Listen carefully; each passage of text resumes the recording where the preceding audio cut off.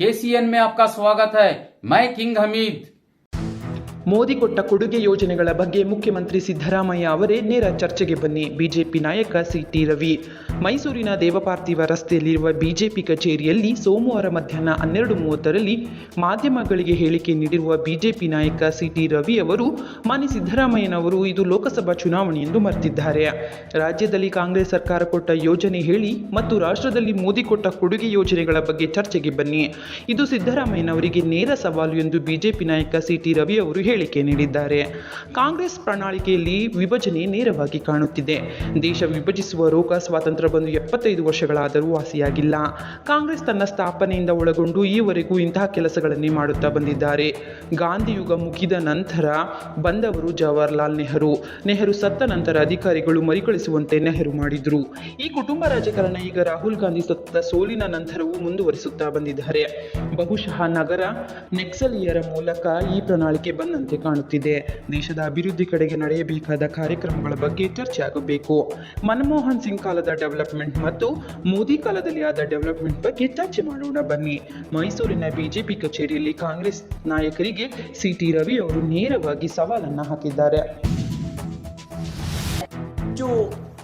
ತೆರಿಗೆ ಪಾಲು ಕೊಟ್ಟವರು ಅನ್ಯಾಯ ಮಾಡಿದ್ದಾರೆ ಅನ್ನೋದು ನಿಮ್ಮ ದೃಷ್ಟಿಯಾದ್ರೆ ಆ ದೃಷ್ಟಿ ದೋಷವನ್ನು ನಿವಾರಿಸಬೇಕಾಗತ್ತೆ. ನೀವು ಇದು ಯಾವುದನ್ನು ಚರ್ಚೆ ಮಾಡ್ತಾ ಇಲ್ಲ. ನಾನು ಕಾಂಗ್ರೆಸ್ ಪ್ರಣಾಳಿಕೆಯನ್ನ ನೋಡಿದೆ. ಆ ಕಾಂಗ್ರೆಸ್ ಪ್ರಣಾಳಿಕೆಯಲ್ಲಿ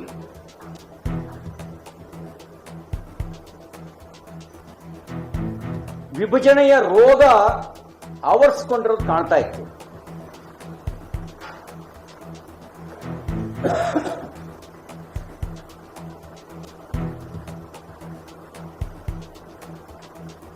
ಸ್ವತಂತ್ರ ಬರೋದಕ್ಕೆ ಮುಂಚೆ ಸುಧಾಕರ್ಗೆ ಕಣ್ಣೀರಲ್ಲ, ರಕ್ತ ಕಣ್ಣೀರು ಬರಬೇಕು, ಅವರು ಮಾಡಿದ ಪಾಪ ಅನುಭವಿಸಬೇಕು ಎಂದ ಮಾಜಿ ಸಿಎಂ ವೀರಪ್ಪ ಮೊಯ್ಲಿ. ಚಿಕ್ಕಬಳ್ಳಾಪುರ ಲೋಕಸಭಾ ಕಾಂಗ್ರೆಸ್ ಟಿಕೆಟ್ಗಾಗಿ ಪೈಪೋಟಿ ನಡೆಸಿದ ಕಾಂಗ್ರೆಸ್ ಹಿರಿಯ ಮುಖಂಡ ಹಾಗೂ ಮಾಜಿ ಸಿಎಂ ವೀರಪ್ಪ ಮೊಯ್ಲಿ ಬಿಜೆಪಿ ಅಭ್ಯರ್ಥಿ ಡಾಕ್ಟರ್ ಕೆ ಸುಧಾಕರ್ ಕಣ್ಣೀರಿನ ವಿಚಾರಕ್ಕೆ ಟಾಂಗ್ ಕೊಟ್ಟಿದ್ದು, ಅವರು ಮಾಡಿದ ಪಾಪ ಅನುಭವಿಸಲೇಬೇಕು, ಕಣ್ಣೀರು ಅಲ್ಲ ರಕ್ತ ಕಣ್ಣೀರು ಬರಬೇಕು ಎಂದು ವಾಗ್ದಾಳಿ ನಡೆಸಿದರು. ಇನ್ನು ನಗರದ ವಾಪಸಂದ್ರ ಬಳಿ ಮಾಜಿ ಸಿಎಂ ವೀರಪ್ಪ ಮೊಯ್ಲಿ ಕಚೇರಿಯಲ್ಲಿ ಸೋಮವಾರ ಮಧ್ಯಾಹ್ನ 12 ಗಂಟೆಯಲ್ಲಿ ನಡೆದ ಸುದ್ದಿಗೋಷ್ಠಿಯಲ್ಲಿ ತಿಳಿಸಿದರು.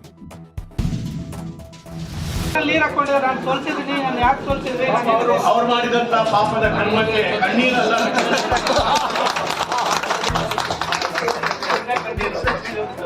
ಅಲ್ಲಲ್ಲ ರಕ್ತ ಕಣ್ಣೀರು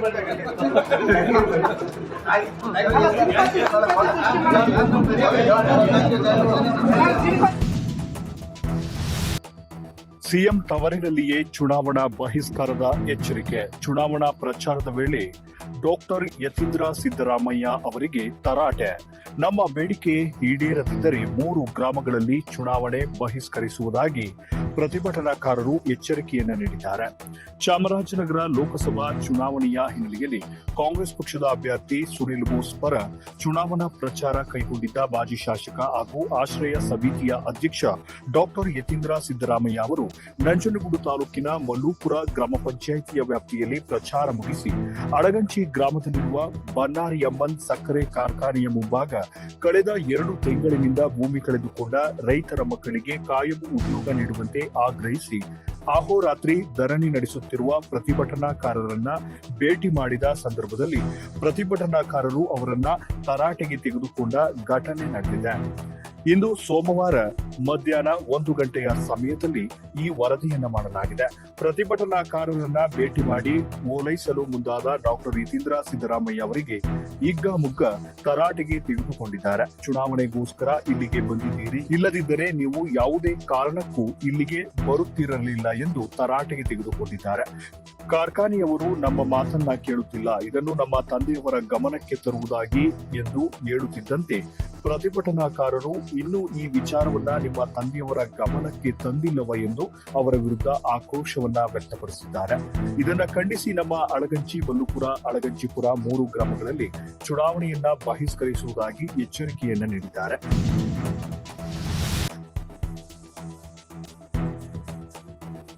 5 ಬಾರಿ ಬಂದಿವೆ ನಿಮ್ ತಾನೇ ನೀವು ಹೇಳಿಲ್ಲ ನನಗ ಅದು ಹೇಳ್ತೀನಿ ನೀವು ಏನ್ ಪಾಯಿಂಟ್ ಹೇಳ್ತಿರೋದು ಇನ್ನೇನು ಹೇಳ್ತಿದ್ರೆ ನಿಮ್ ತಾನೇ ಹೇಳೇ ಇಲ್ಲ ನೀವು ಹೇಳೇ ಇಲ್ಲ ಅವ್ರು ಗಮನ ತಂದೇ ಇಲ್ಲ ನೀವು ಯಾಕೆ ಹೋಗು ಸರ್ ಈಗ ಕೈ ಮಾಡಿ ಕೂರಿ ಹೌದು ಭೂತ ಭೂತ ಮನುಷ್ಯ ಯಾರು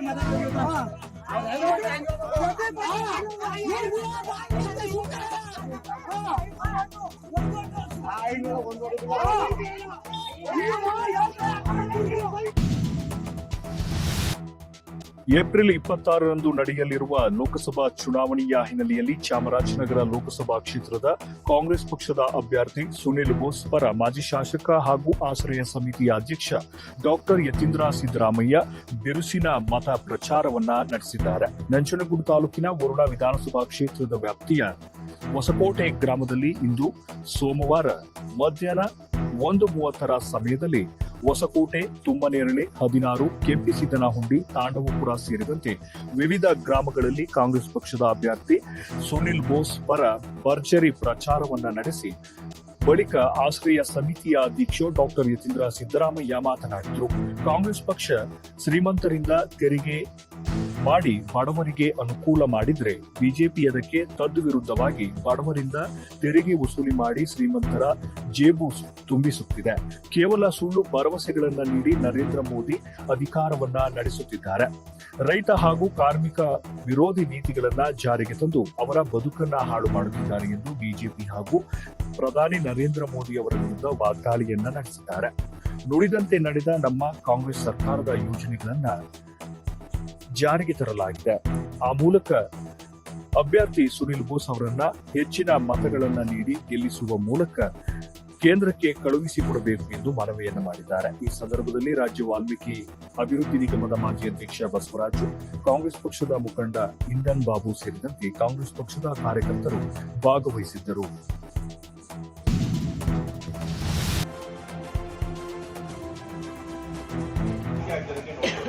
ಎಲ್ಲ ಕಡೆ ಕೂಡ ಸಮತೋಲನ ಕಾಪಾಡ್ತಾರೆ. ಆದ್ರೆ ಸಂವಿಧಾನ ಒಬ್ಬರು ಏನಾಗುತ್ತೆ, ಒಬ್ಬನೇ ವ್ಯಕ್ತಿ ಕೈಗೆ ಎಲ್ಲ ಅಧಿಕಾರ, ಆ ಮೋದಿ ಕೈಗೆ ಎಲ್ಲ ಅಧಿಕಾರ ಹೋಗ್ಬಿಟ್ರೆ ಏನಾಗುತ್ತೆ, ಸರ್ವಾಧಿಕಾರತ್ವ ಬರುತ್ತೆ. ಆವಾಗ ಏನಾಗುತ್ತೆ, ಅವ್ರು ಆಡಿದ್ದೇ ಆಟ, ಅವ್ರು ನಡೆಸಿದ್ದೇ ಆಡಳಿತ. ಅವ್ರು ಏನ್ ಮಾಡಿದ್ರು ನಾವು ಪ್ರಶ್ನೆ ಮಾಡದೆ, ಟೀಕೆ ಮಾಡದೆ, ಕಣ್ಮುಚ್ಕೊಂಡು ಬಾಯಿ ಕಟ್ಕೊಂಡು ಕೂತ್ಬೇಕು. ಅಂತ ಪರಿಸ್ಥಿತಿ ಜನರಿಗೆ ಬರ್ಬೇಕಾ?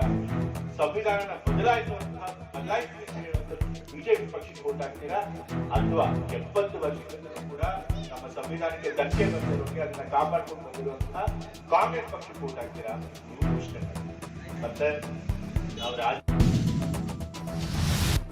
ಚಾಮರಾಜನಗರ ಲೋಕಸಭಾ ಕ್ಷೇತ್ರದಲ್ಲಿ ಈ ಬಾರಿ ಮತ್ತೊಮ್ಮೆ ಬಿಜೆಪಿ ಜಯ ಸಾಧಿಸಲಿದ್ದು ಅಭ್ಯರ್ಥಿ ಬಾಲರಾಜ್ ಅವರನ್ನ ಮತದಾರರು ಗೆಲ್ಲಿಸಲಿದ್ದಾರೆ ಎಂದು ಬಿಜೆಪಿ ರಾಜ್ಯ ಚುನಾವಣಾ ಉಸ್ತುವಾರಿ ರಾಧಾ ಮೋಹನ್ ದಾಸ್ ಅಗರವಾಲ್ ವಿಶ್ವಾಸವನ್ನ ವ್ಯಕ್ತಪಡಿಸಿದ್ದಾರೆ. ಇಂದು ಮಂಗಳವಾರ ಮಧ್ಯಾಹ್ನ 1 ಗಂಟೆಯ ಸಮಯದಲ್ಲಿ ಈ ವರದಿಯನ್ನು ಮಾಡಲಾಗಿದೆ.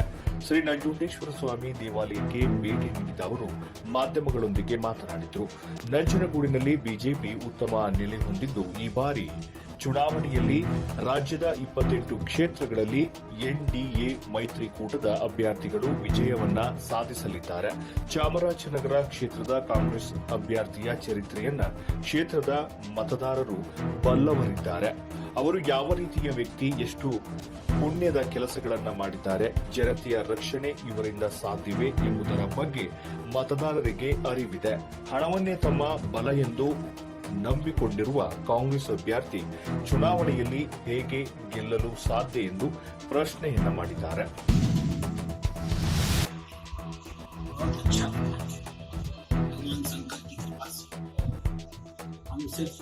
चामराजनगर ही नहीं, कर्नाटक प्रदेश की सारी 28 सीटें बहुत अच्छे मार्जिन से भारतीय जनता पार्टी जीतने जा रही है. ಕರ್ನಾಟಕದಲ್ಲಿ ಎಷ್ಟು? कर्नाटक में सिर्फ 28 सीट है. हमारी मजबूरी है कि हम सिर्फ 28 ही नहीं सकते.